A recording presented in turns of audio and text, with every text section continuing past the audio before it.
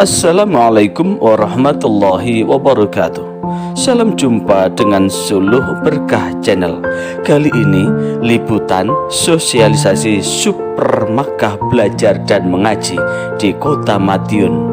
Super Makkah Belajar Mengaji adalah singkatan dari sungguh pergunakan maghrib penuh dengan berkah untuk belajar dan mengaji. Satu program dalam rangka mencari solusi terhadap dampak full day atau sekolah 5 hari kerja, yang dimana anak-anak tergerus kesempatan dan waktunya untuk belajar membaca Al-Quran atau belajar mengaji.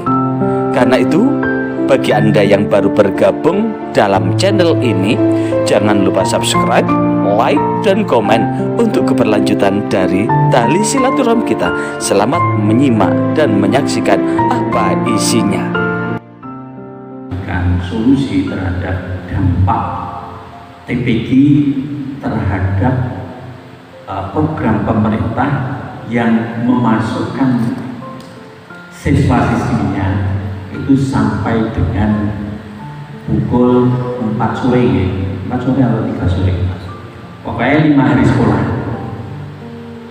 Kulon itu buka YouTube ini kalau sekolah nanti sore hari kurikulum merdeka ini juga malah repotnya aku orang iso bulan, orang iso layangan. Nonton itu kulon itu berbengi agar tahu tak buka.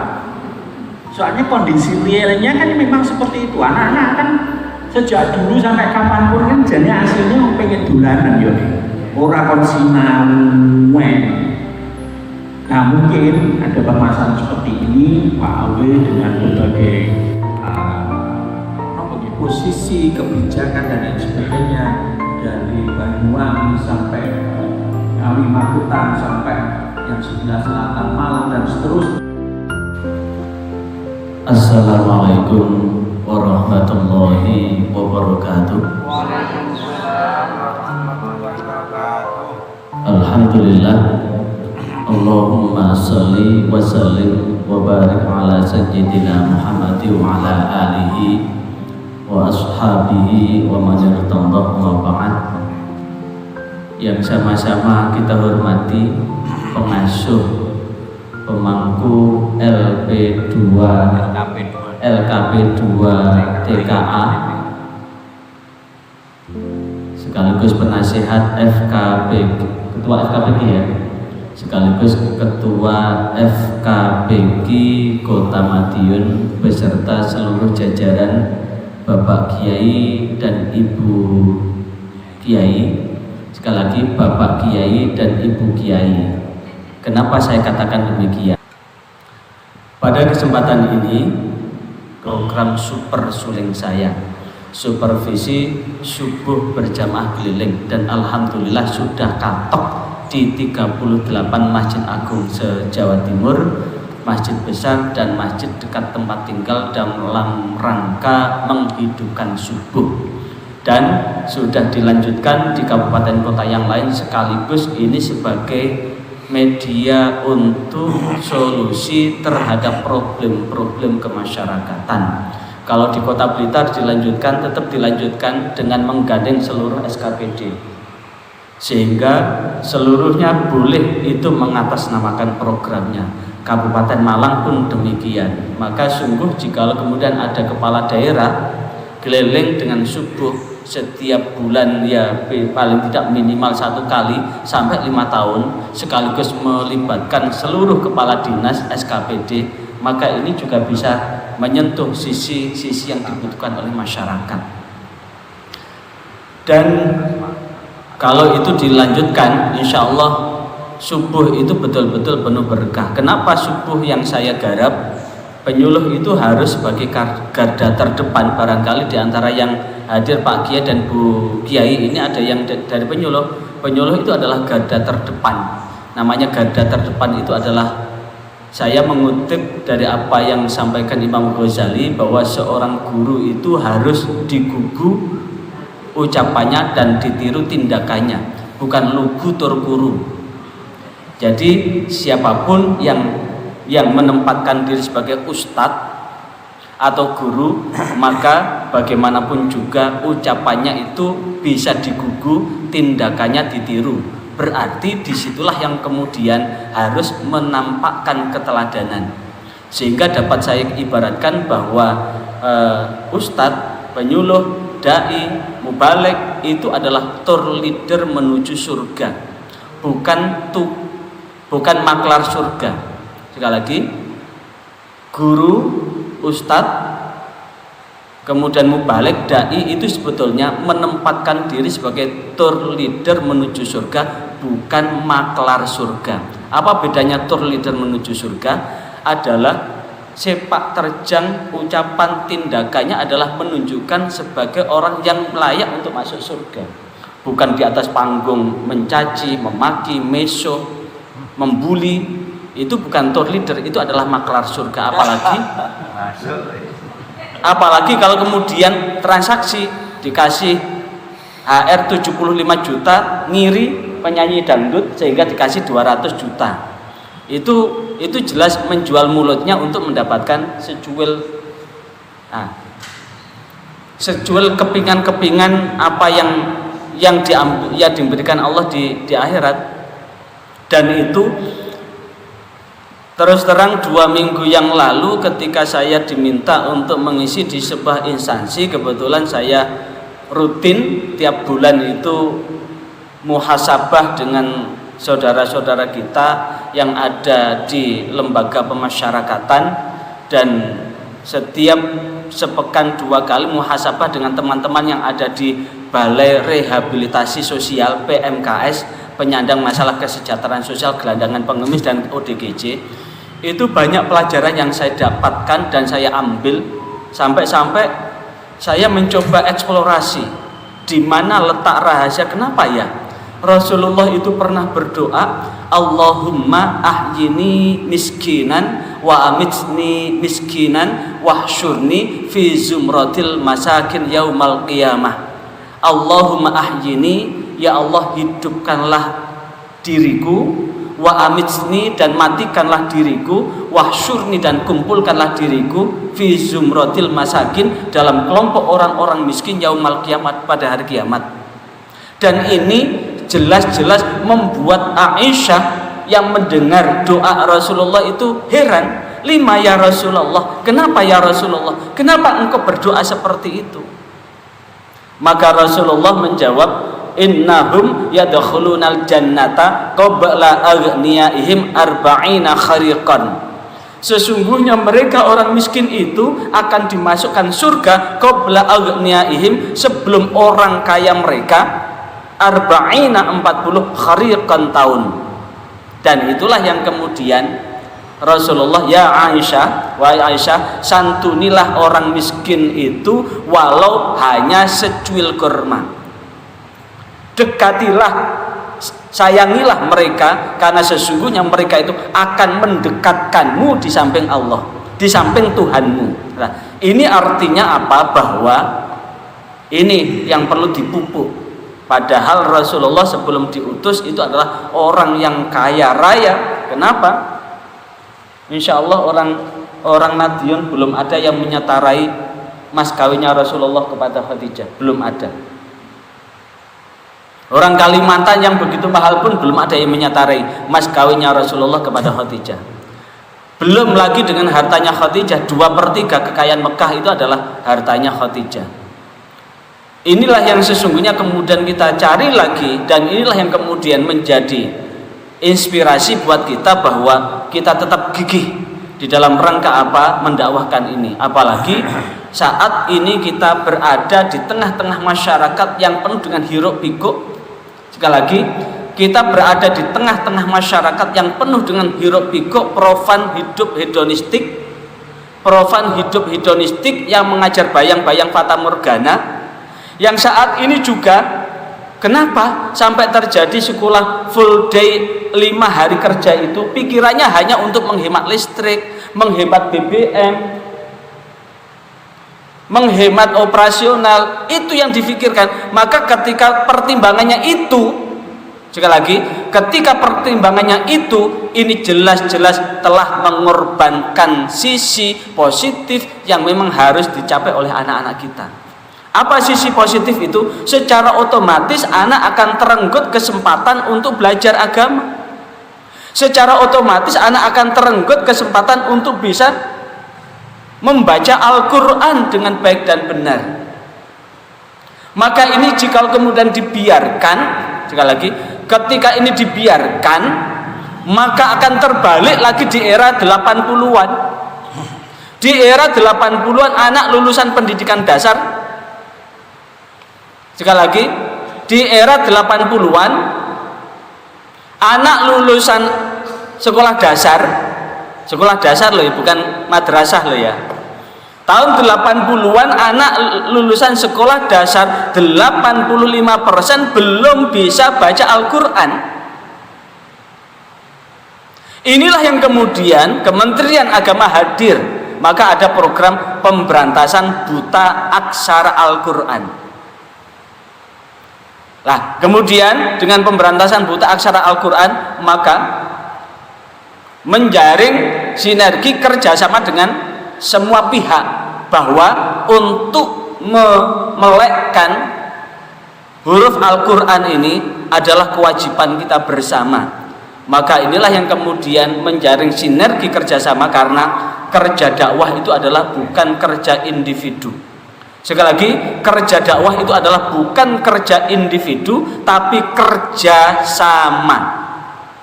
Kalau kerja individu capek kita, ngajar Al-Quran kita ajar sendiri capek kita. Nah, dalam perjalanan seperti ini, terus terang saya juga mendapatkan saat monitoring begitu, saya juga mendapatkan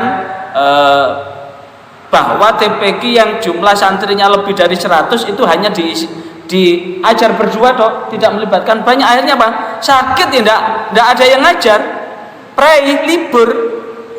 Ada saudaranya duwe gawe mantu ya libur, ada tetangganya duwe gawe ya libur. Karena apa?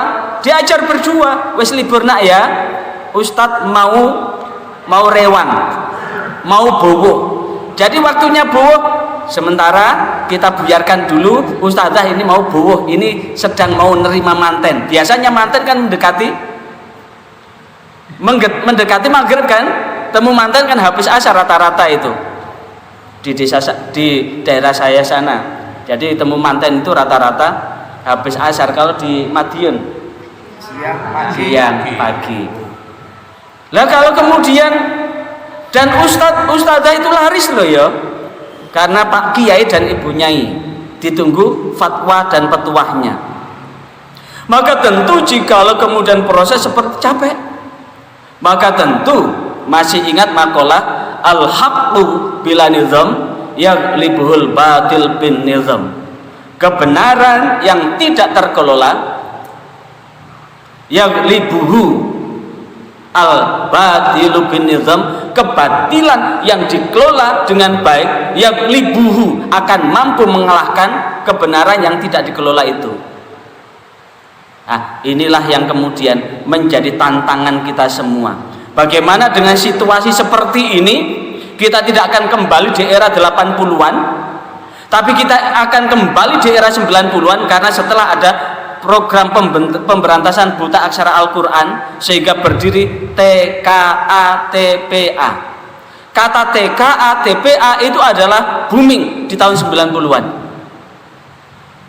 Bunyinya bukan TKQ-TPQ, tapi bunyinya adalah TKA-TPA, Taman Kanak-Kanak Al-Quran dan Taman Pendidikan Al-Quran.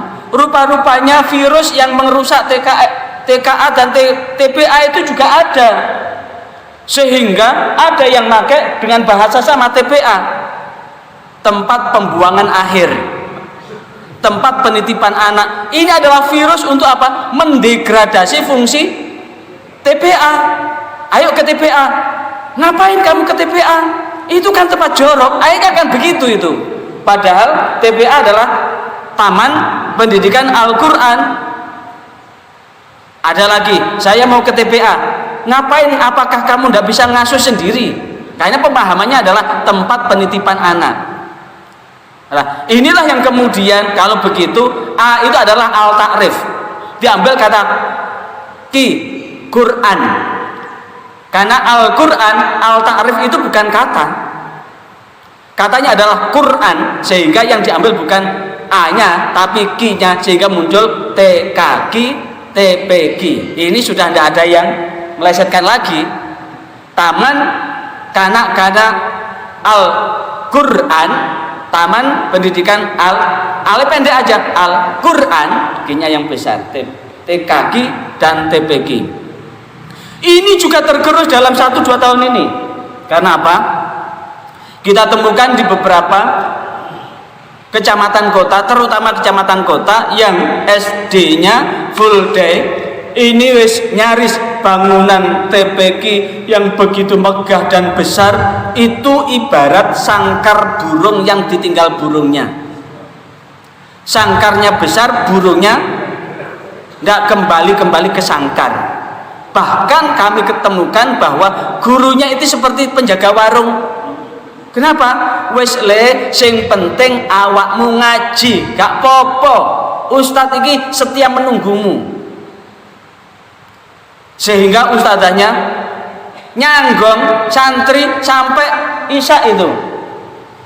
Dari santrinya di atas 100 tinggal berapa? Tinggal 40-an lah. Tinggal 40-an. Karena apa? Belum lagi dengan pikiran, perasaan yang anak yang begitu capek. Maka inilah yang kemudian saya punya inspirasi, sebetulnya ini sudah saya sampaikan 5 tahun yang lalu ke salah satu penyuluh di Sampang, di perumahan, untuk betul-betul bahwa anak yang dilahirkan dari rahim istri kita, dari rahim para perempuan, para ibu ini adalah tanggung jawab untuk dibimbing menjadi anak yang solih-solihah. Saat itu di perumahan yang rata-rata usia muda, yang punya anak rata-rata balita, saya cuma minta, coba, sampean juga punya anak balita, masyarakat juga punya anak balita, coba dialihkan. Sampean kalau dampingi anak belajar di rumah, udah berangkat ke masjid bareng-bareng sama suami, kebetulan penyuluh perempuan itu sama suami, sekaligus bawa buku pelajaran, diajak sholat jamaah maghrib sambil bawa buku pelajaran, diajak untuk iktikaf di dalam masjid, sekaligus mendampingi anak untuk membaca buku pelajaran sambil nunggu isya. Buktikan itu. Kenapa? Karena saya ketika anak sudah saatnya belajar, saya dampingi untuk apa? Untuk membaca buku pelajarannya sampai isya. Waktunya isya, saya ajak ke masjid untuk jamaah. Begitu rutinitas, dan tidak pernah kemudian kita masukkan ke bimbel. Kalau kita masukkan ke bimbel, pertama jalan dari rumah ke bimbel, waktu yang ada di bimbel belum tentu maksimal, karena yang dibimbing untuk belajar bukan hanya anak kita, baliknya belum lagi biaya untuk bayar bimbel.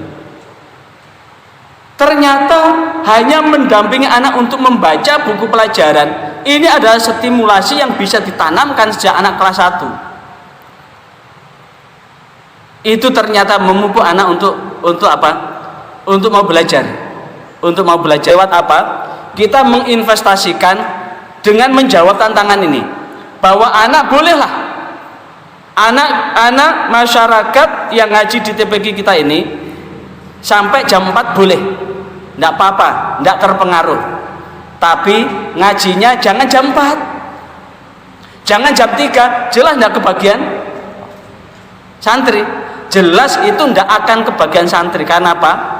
Jangankan pulang jam 3, jangankan pulang jam 4, pulang jam 2 itu loh, anak sudah capek dari pagi sampai jam 2, dia tidur itu. Kalau tidur sudah asarnya di mana, zuhurnya di mana. Kalau anak kemudian tidak dibimbing untuk sholat, jelas nanti kalau sudah remaja, apalagi orang tuanya ya kurang soleh, kurang solihah, ini jelas lepas itu. Apalagi dengan tren wisuda. Wisuda itu kata wis sudah. Berarti anak kalau sudah di wisuda, wis sudah gak maca Quran. Lengkap. Ditambah lagi marak, kafe, warnet, HP. Akhirnya bukan belajar tapi cangkruan, cari wifi gratis. Inilah yang kemudian menjadi tantangan tersendiri. Maka saya punya program Super Makkah Belajar Mengaji. Super Makkah Belajar Mengaji. Singkatan super, sungguh pergunakan, Makkah, Maghrib penuh berkah, dengan belajar dan mengaji. Maka ini memundurkan jam kita untuk mengaji dimasukkan jam 5 dengan piranti anak dari rumah sudah punya wudhu. Kalau datang ke TPQ belum punya wudhu, udah wudhu apa belum le? Belum. Wudhu dulu nak. Wudhu dulu nak. Setelah itu persis tab jam 5 anak kita bimbing ngaji sambil nunggu azan maghrib. Begitu azan maghrib skores, jangan diteruskan. Ini harus dihujamkan betul bahwa azan itu bukan penanda waktu, tapi azan itu adalah panggilan Allah untuk menegakkan sholat. Jangan buka di dalam kitab At-Targhib wa Tarhib. Man samenidak, siapa yang mendengar azan kemudian falam yusol fala sholatalah, kemudian dia tidak segera sholat, fala sholatalah idza sholat, maka tidak termasuk dihitung sholat ketika dia sholat. Kalau kita pakai ini juga bahaya buat ustadz, karena ustadz, ustadzah, pak kiai dan ibu kiai ini adalah tour leader menuju surga. Tour leader menuju surga. Kalau anak dari TK begitu dengar azan break, dengar azan break, dengar azan break, maka ini adalah sebagai langkah pembiasaan anak. Begitu setiap dengar azan break, setiap dengar azan break, dan sekaligus kita sampaikan tarhibnya dengar azan, sampai tua pun dia akan sangat peka untuk mendengar suara azan. Selesai sholat seperti biasa ketika kita ngaji dulu di saat kita masih anak-anak, karena kita yang hadir adalah produk ngaji maghriban. Ada di antara yang hadir ini ngaji di TPG. Kita semua ini adalah produk ngaji maghriban. Saya yakin panjenengan yang hadir di aula apa ini? LKP 2 TKA ini adalah termasuk santri-santri yang rajin ngajinya. Jamaah maghrib dan isya'i, karena waktu itu sampai isya dan kemudian pulang tidak nunggu sholat isya pasti dijejer, karena saya 2 kali disuruh berdiri, tidak dipukul tapi cukup suruh berdiri itu aja sudah jerah itu. Ditanya sama ustadznya, kenapa? Lapo kowe wingi gak sholat isya? Lah kula ajrehe wong kula niki bidal piyambak, wangsul piyambak. Lah niki mboten wonten lampu, mboten wonten padang bulan, wedi kula. Ya wis ngadeg kono sampai isya kongkon ngadeg. Suruh ngadeg juga orang wong saya cerita di rumah tambah dikaploki sama bapak. Iku salahmu dhewe. Ya bapak sing salah. Lah kok gak akhirnya ngajangi jembar anak wani. Lah apa bapak enggak nyusul aku? Gak nyusul aku. Aku yo wedi. Ana gendruwo. Ana gendruwo. Lah artinya lanjut dan selesai ngaji, bimbingannya apa? Bimbingan belajar. Ayo anak-anak yang sudah selesai ngaji, yang sudah setor, dibuka pelajarannya. Dibuka pelajarannya. Jadi setiap hari anak-anak suruh bawa buku pelajaran yang akan diajarkan besok. Yang ada PR dibuka PR-nya nak. Nanti kalau tidak paham tanya Ustadz. Cukup TPQ itu mengangkat atau mendampingi kalau itu ada di masjid, aktifkan gerakan remaja masjid. Remaja masjidnya adalah turut bantu dampingi anak belajar. Ditutup sampai isya, jamaah sholat isya. Sekali lagi, ditutup isya, jamaah sholat isya. Ini kalau dilakukan terus menerus, bisa di awal 2025, awal semester genap, diuji coba 3 bulan, diukur, dibandingkan dengan semester sebelumnya, anak lebih pinter atau lebih bodoh, anak lebih tertib atau lebih keset.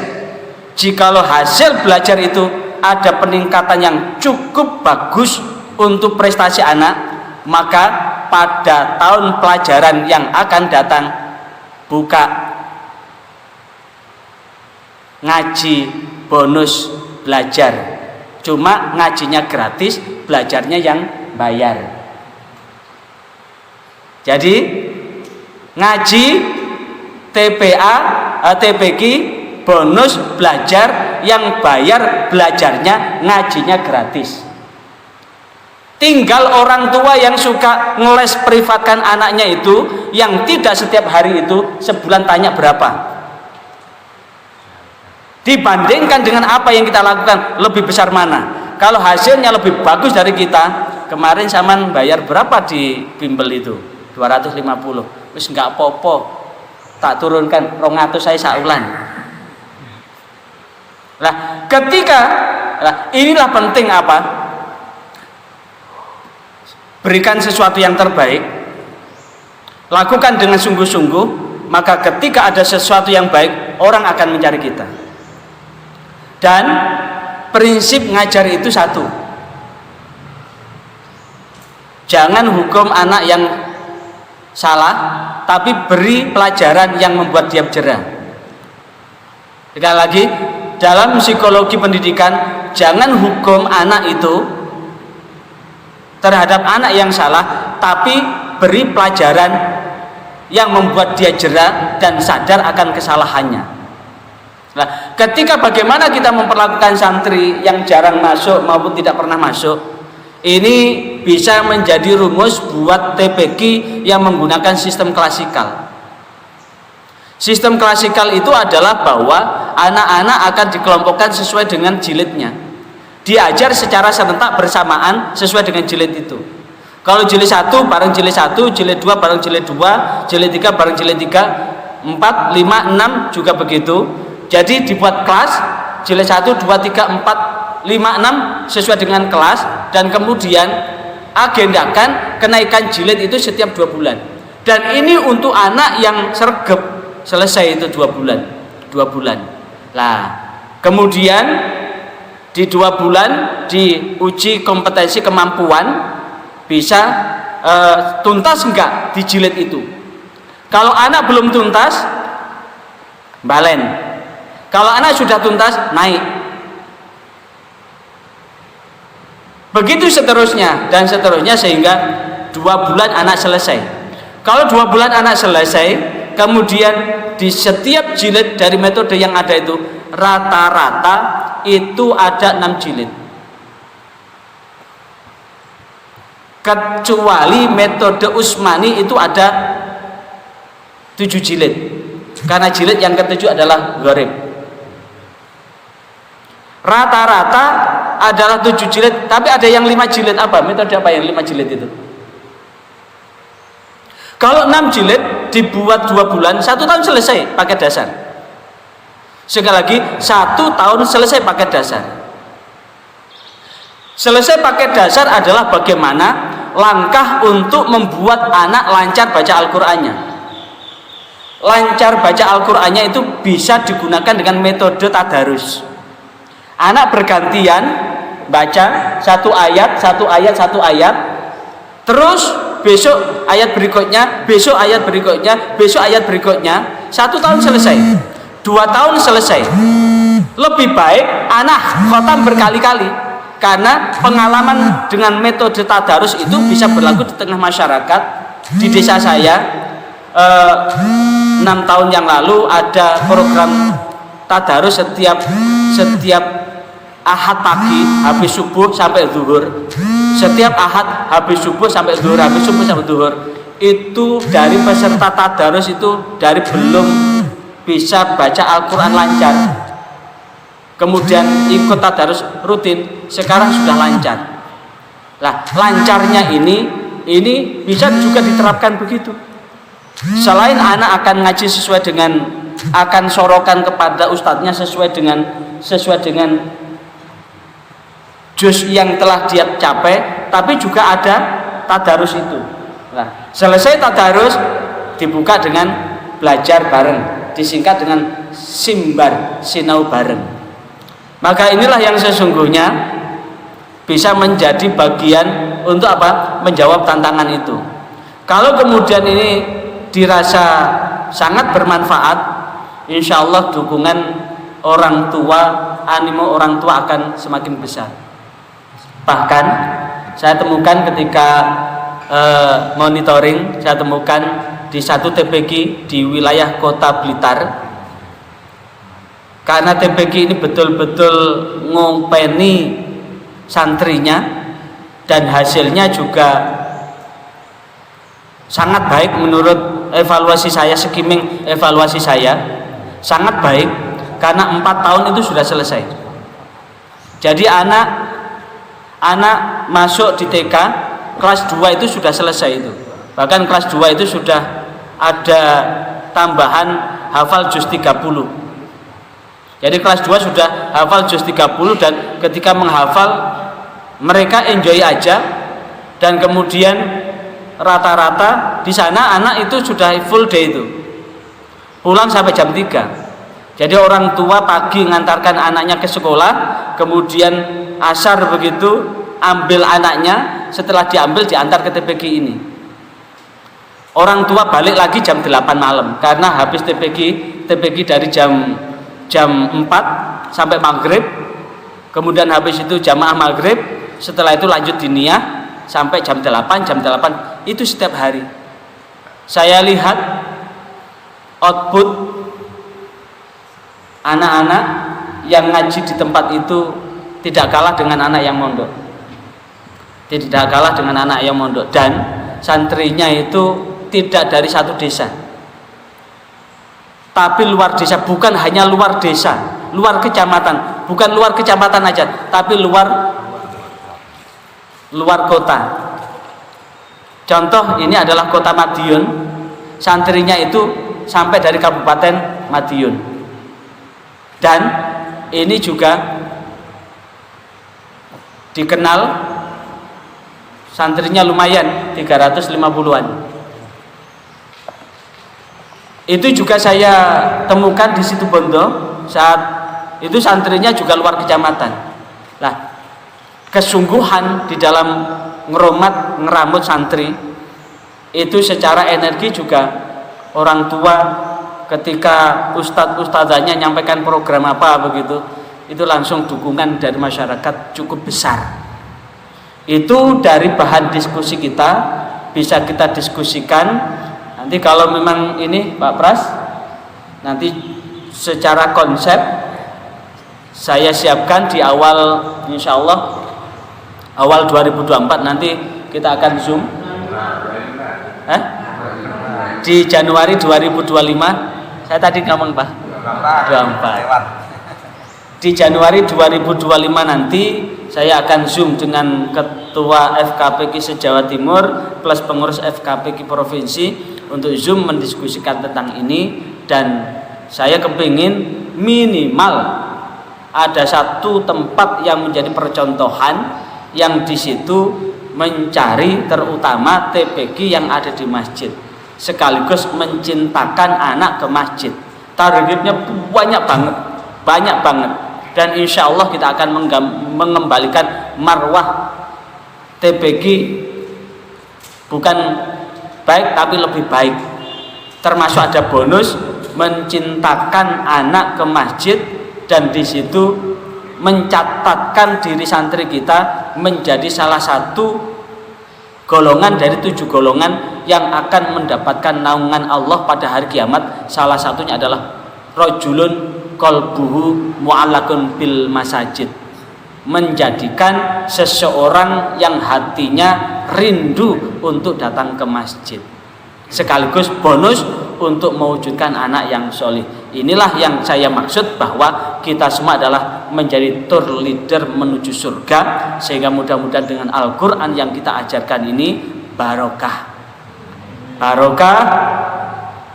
umur kita juga barokah, keluarga kita juga barokah, anak turun kita juga barokah, rizki yang Allah berikan juga barokah, luweh terturah bisa buat sangu ke Mekah untuk melaksanakan haji maupun umroh, marotan ba'da marotin. Dan yang terakhir, saat saya kemarin setelah anaknya pinter ngaji, karena habis ngaji itu anak-anak dikasih PR, nah ini nanti pelajaran ini dibaca sama ibu ya, sama bapak ya, dan itu dikumpulkan di TPK ini bagus. Ketika ada anak masuk diterima, tapi di situ ada buku-buku bacaan, Selama orang tuanya belum datang ke TPG, anak itu tidak diajar ngaji, cukup suruh baca. Disiapkan komik, disiapkan buku-buku yang membuat anak. Selama orang tua belum datang, selama itu pula tidak diajar, cukup suruh baca. Besok lagi bilangi sama bapak, selama bapak atau ibu belum datang ke sini, pelajaran ngaji nunggu bapak datang ke sini. Dan anak-anak masuk itu suruh bawa buku pelajaran, sehingga tidak diajar ngaji, suruh belajar buku pelajarannya. Jikalau sampai 10 hari bapak ibunya belum datang, 10 hari itu pun belum diajar ngaji. Kenapa? Prinsipnya wong waktu bikin anak itu tidak dititipkan ustadz kok. Dan ketika anak masuk neraka, yang dituntut di akhirat itu bukan guru, tapi orang tua. Masih ingat dengan hadis yang cukup panjang, ada orang tua yang ada di depan pintu surga, gara-gara apa? Anaknya ada di neraka. Tapi apa yang terjadi? Anak itu protes, kenapa orang tua itu masuk surga, dan dia merasa masuk surga itu karena tidak dibimbing menjadi anak yang solih-solihah. Apa yang terjadi? Orang tua tidak jadi masuk surga kok. Tapi ada juga kan anak yang masuk surga karena orang tuanya tidak sempat ibadah, tidak sempat ngaji, tidak sempat sholat karena banting tulang untuk biayai anaknya, sehingga anaknya menjadi anak yang solih, masuk surga. Di depan pintu surga, ayo cepat masuk sana, gak mau masuk karena melihat orang tuanya ada di dalam neraka. Nah, itulah yang kemudian selama orang tua belum menitipkan anaknya, selama itu pula tidak diajar ngaji. Begitu orang tua datang, udah takar kebek sudah.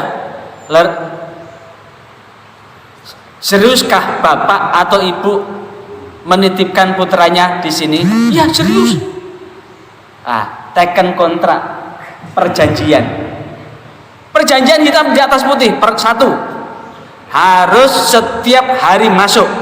1 minggu terus menerus tidak masuk, out. Jadi 1 minggu nggak masuk, silahkan cari TPG yang lain. Karena saya hanya ngopeni anak yang sergap. Toh nanti kalau anak panjenengan masuk neraka, bukan ustadz yang dituntut kok, panjenengan yang dituntut. Kalau anak panjenengan masuk surga, yang merasakan panjenengan kok, bukan ustadz kok. Ustadz kan membantu jenengan. Yang kedua, dampingi anak untuk murojaah. Jadi pelajaran hari ini di rumah, akhirnya apa?